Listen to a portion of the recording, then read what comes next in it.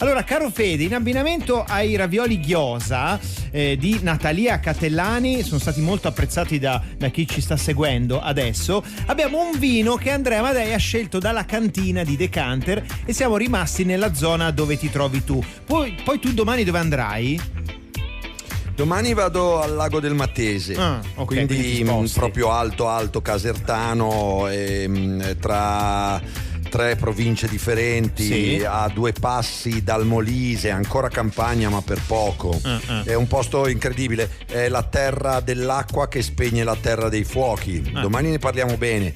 Oggi però, poi dopo l'abbinamento con il vino scelto da Andrea, vi voglio parlare del luogo dove sono, perché qui c'è una storia pazzesca, incredibile. Allora Andrea, visto che Fede si sposterà, magari seguendo i tuoi consigli, così come i nostri ascoltatori, andando da quelle parti, che cosa possono bere in abbinamento ai ravioli di Natalia, ma anche così, con altri piatti? Ma ragazzi, è un bel falerno del Massico Rosso. Abbiamo bisogno di forza, no? Di corpo, di potenza, di freschezza, di un po' di morbidezza anche, per contrastare questo sapore forte dei gyoza, no? Di questa pancetta bella grassa, poi con lo zenzero che è un po' pungente, la cipolla, l'aglio, la salsa di soia che è un po' sapida, quindi morbidezza. La ritroviamo in questo vino mitico, no? Sai che Adam Sandler in uno dei suoi film più riusciti diceva "Don't mess with the Zohan", non metterti contro il grande Zohan. Ebbene, Virgilio, cioè molti anni prima, migliaia di anni prima, nel secondo libro delle Georgiche diceva non gareggiare con il falerno. Che io ho letto ieri sera, però. Beh, certo, non ho dubbi. Quello era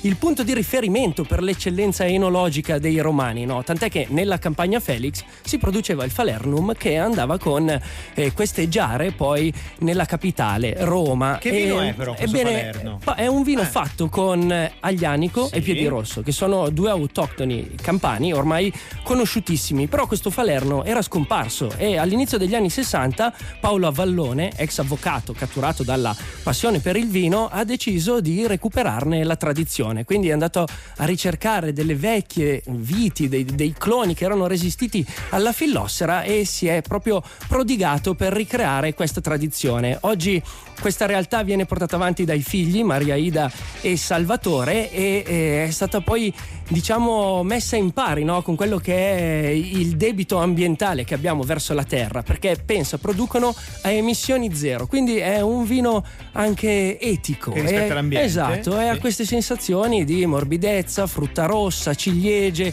e anche un po' di spezie, perché poi fa un po' di legno sia piccolo che grande, quindi sul finale chiude con questi sentori speziati che si sposano perfettamente con il piatto che ci ha dato Natalia. Ecco, questi sono i consigli di Andrea Amadei, quelli di Decanter su Rai Radio 2. Poi voi spaziate, perché noi abbiamo questo motto: sommelier ma non troppo. Quindi ognuno di voi può essere un abile sommelier, basta mettere il naso e concentrarsi sulla vista, quindi fare l'analisi sensoriale, ma ognuno di voi, anche senza aver studiato, può diventare sommelier ma non troppo.